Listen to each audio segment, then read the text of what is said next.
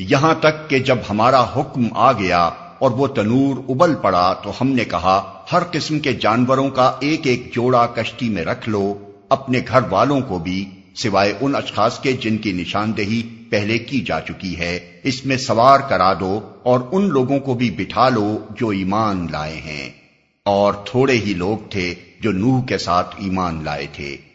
نوح نے کہا سوار ہو جاؤ اس میں، اللہ ہی کے نام سے ہے اس کا چلنا بھی اور اس کا ٹھہرنا بھی، میرا رب بڑا غفور و رحیم ہے۔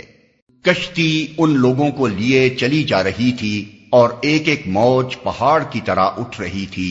نوح کا بیٹا دور فاصلے پر تھا۔ نوح نے پکار کر کہا بیٹا ہمارے ساتھ سوار ہو جا، کافروں کے ساتھ نہ رہے۔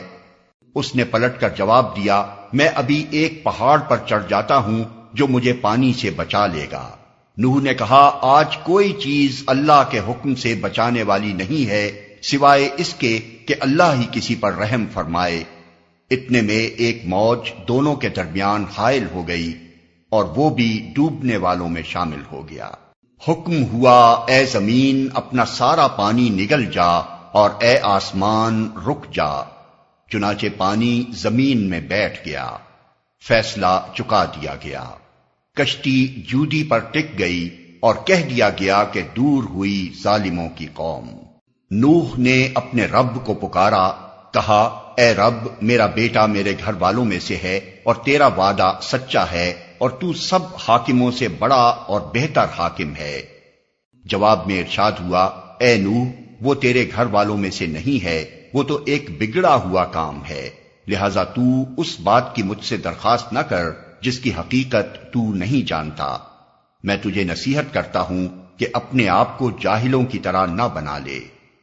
نوح نے فوراً عرض کیا اے میرے رب میں تیری پناہ مانگتا ہوں اس سے کہ وہ چیز تجھ سے مانگوں جس کا مجھے علم نہیں، اگر تو نے مجھے معاف نہ کیا اور رحم نہ فرمایا تو میں برباد ہو جاؤں گا۔